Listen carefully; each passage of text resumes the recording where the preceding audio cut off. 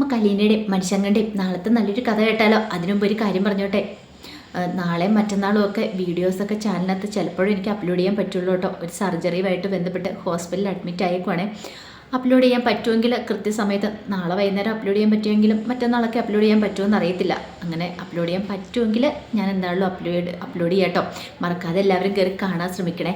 അങ്ങനെ നാളത്തെ കഥയിൽ നമ്മൾ കാണുന്ന ഒടുവിൽ ബാലേന്ദ്രൻ ഒരു ഡിമാൻഡൊക്കെ വെക്കുന്നുണ്ട്.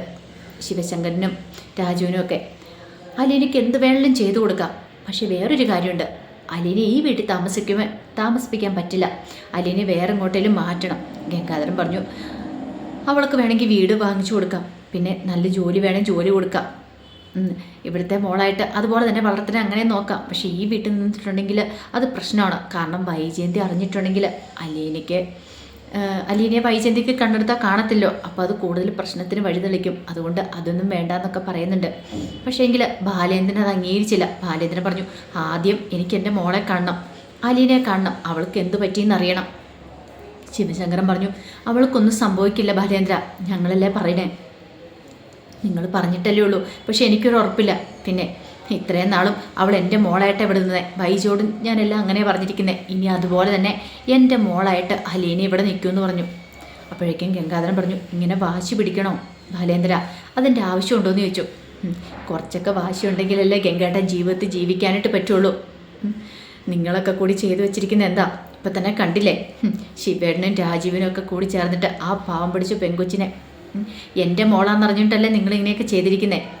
അല്ലായിരുന്നെങ്കിലോ വൈജയുടെ മോളാന്നറിയാൻ നിങ്ങൾ ചെയ്യുമായിരുന്നോ? ഒന്ന് വല്ലേലും ആ പെങ്കൊച്ച് ഇവിടെ ഇത്രയും കാലം കഴിഞ്ഞല്ലേ. അപ്പോൾ അതിൻ്റേതായ ഒരിത് മുമ്പ് ഞാൻ നിങ്ങളോട് പറഞ്ഞിട്ടുണ്ട്, ഇമാതിരി പരിപാടിക്കൊന്നും പോയേക്കരുതെന്ന്. അവളെ ഇവിടുന്ന് പല തവണ അടിച്ചിറക്കാൻ ശ്രമിച്ചിട്ടുണ്ട്. പക്ഷെ നിങ്ങളെന്താ വിചാരിച്ചുകൊണ്ടിരുന്നേ? ബാലേന്ദ്രൻ്റെ അപഹിത സന്തതിയാന്ന്. ഇപ്പം നിങ്ങൾ എൻ്റെ കാല് പിടിക്കാൻ വന്നത് എന്തുകൊണ്ടാണ് രാജീവ? അത് വൈജയുടെ മോളാന്നറിഞ്ഞിട്ടല്ലേ? അല്ലെങ്കിൽ നിങ്ങൾ വരുമായിരുന്നോ? എൻ്റെ മോളായിരുന്നെങ്കിൽ നിങ്ങൾ അവളെ എന്ത് ചെയ്തേനും എനിക്ക് നന്നായിട്ട് അറിയാമെന്ന് പറഞ്ഞു. അപ്പോഴേക്ക് ശിവശങ്കരൻ പറഞ്ഞു, കഴിഞ്ഞത് കഴിഞ്ഞു. ഗംഗാധരൻ പറഞ്ഞു, ഇനിയിപ്പോൾ അതിനെക്കുറിച്ച് പറയണ്ട, വൈജയന്തി സത്യങ്ങളൊന്നും അറിയാൻ പാടില്ല. ആ സമയം ബാലേന്ദ്രൻ പറഞ്ഞു, ഞാൻ പറഞ്ഞല്ലോ വൈജ സത്യങ്ങളൊന്നും ഞാനായിട്ട് പറയില്ല അവളോട്. ഞാൻ പറഞ്ഞ അവൾ സത്യങ്ങളൊന്നും അറിയാനും പോകുന്നില്ല. പക്ഷേ മറ്റൊരു കാര്യമുണ്ട്,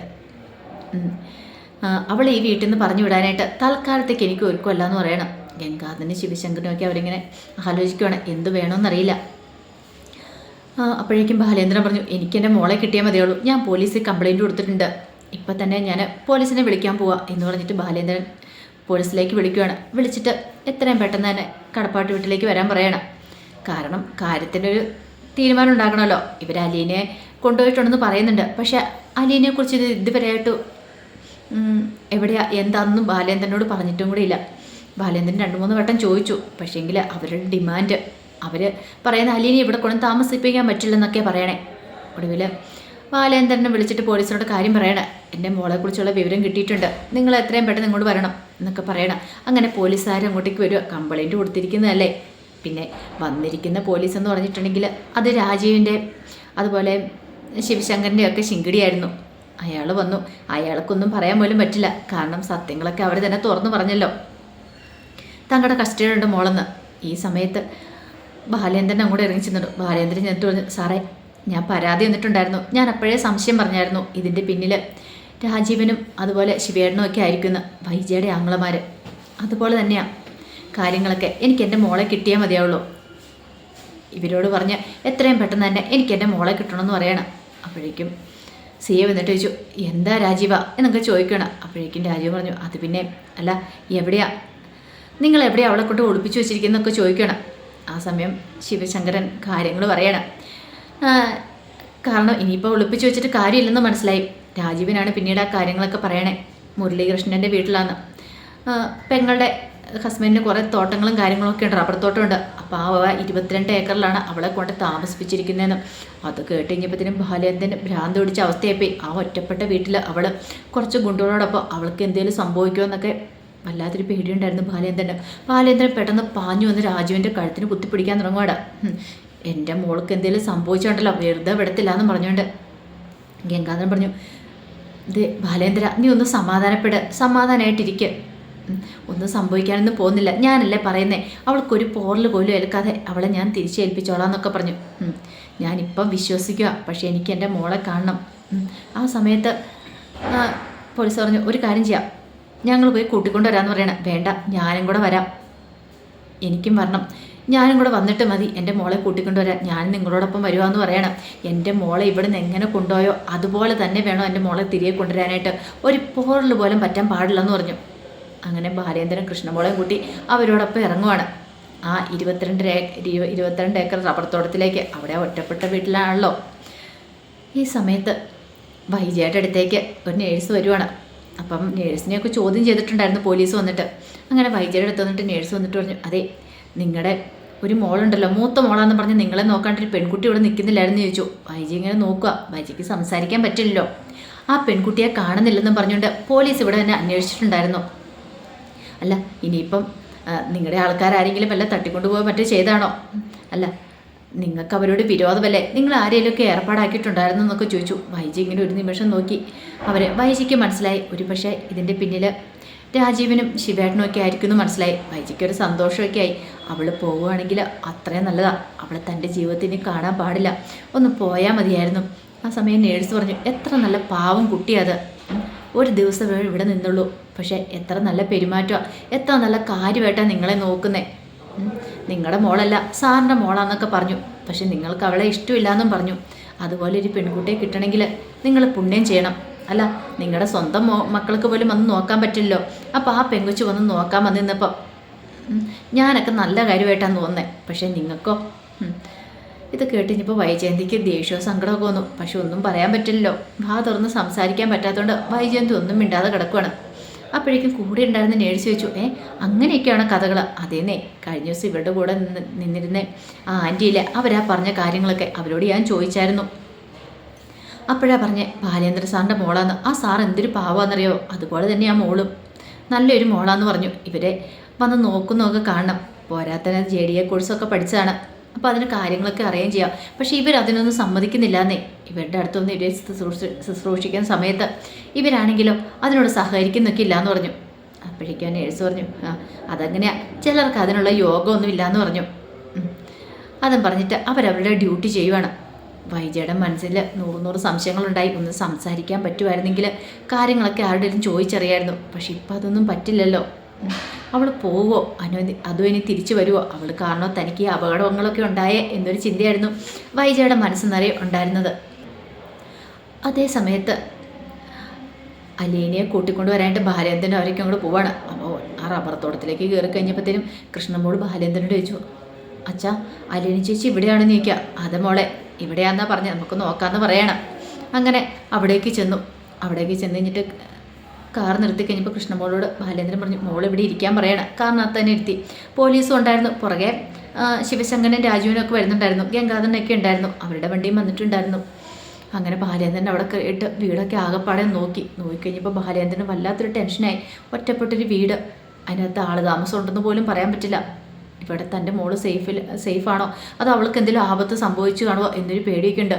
അങ്ങനെ ബാലേന്ദ്രൻ ഇറങ്ങിയിട്ട് അവിടെയൊക്കെ ചുറ്റും നോക്കണം. അപ്പോൾ ഒരു ജനൽ ഇച്ചിരി തുറന്ന് കിടക്കുന്നുണ്ട്. എവിടെ അലീന എന്താണെന്നും അറിയത്തില്ല.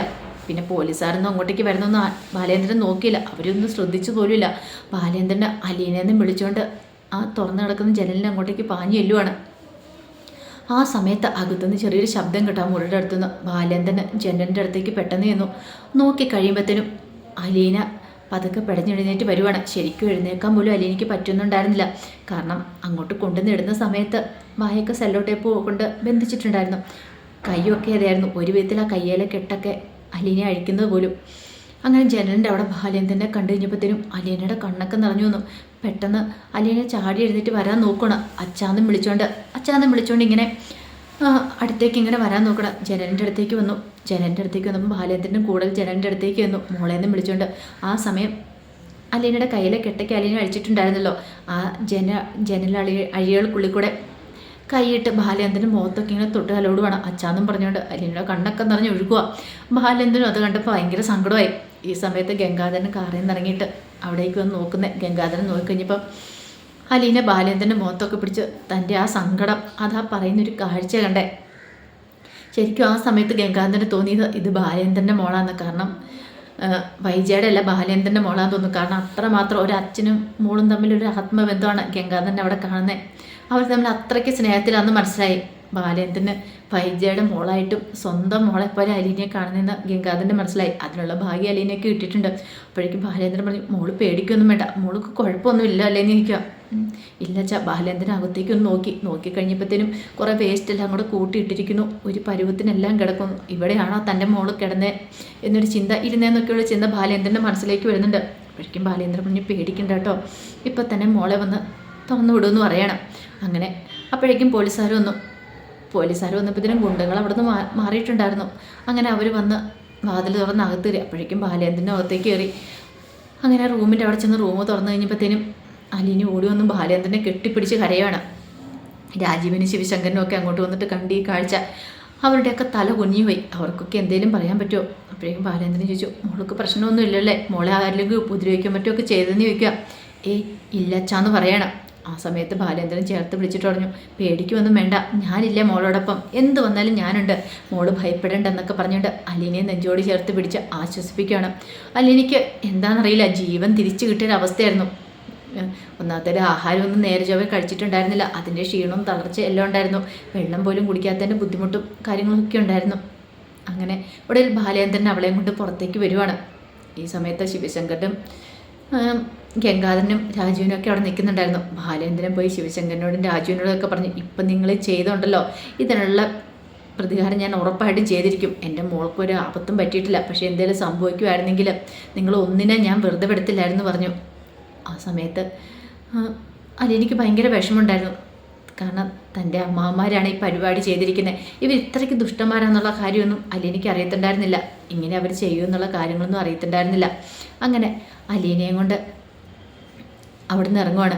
ഈ സമയത്ത് ബാലേന്ദ്രനോട് ഗംഗാധരൻ പറഞ്ഞു, ബാലേന്ദ്രൻ ആ കേസും കൂടി ഒന്ന് പിൻവലിക്കാമെന്ന് ചോദിക്കുക. ബാലേന്ദ്രൻ പറഞ്ഞു, ഞാനൊന്ന് ആലോചിക്കട്ടെ, ആലോചിച്ചതിന് ശേഷം എന്താണെന്ന് വെച്ചാൽ തീരുമാനം എടുക്കാം. പെട്ടെന്ന് അങ്ങനെ കേസ് പിൻവലിക്കാൻ ഞാൻ തീരുമാനിച്ചിട്ടില്ല, എന്ത് ചെയ്യണമെന്ന് ഞാനൊന്ന് ആലോചിക്കട്ടെ എന്നൊക്കെ പറഞ്ഞു. പിന്നീട് ബാലേന്ദ്രൻ മനുശങ്കറിനെ വിളിച്ച് പറയുന്നുണ്ട് അലീനയെ കിട്ടിയെന്നുള്ള കാര്യം. അപ്പോഴാണ് മനുശങ്കറിനൊരു ശ്വാസം വേണേ. മനുശങ്കറും അവളെ അന്വേഷിച്ച് നടക്കുമായിരുന്നു.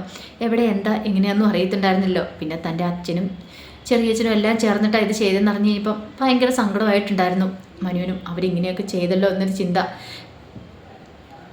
ഈ സമയത്ത് കൃഷ്ണമോൾ അലീനയെ കണ്ട് ഇങ്ങനെ ഓടിച്ചെന്ന് കെട്ടിപ്പിടിക്കുകയാണ് ചേച്ചിയെന്ന് പറഞ്ഞുകൊണ്ട് സ്നേഹ വികാര പ്രകടനങ്ങളൊക്കെ നടത്തുവാണ്.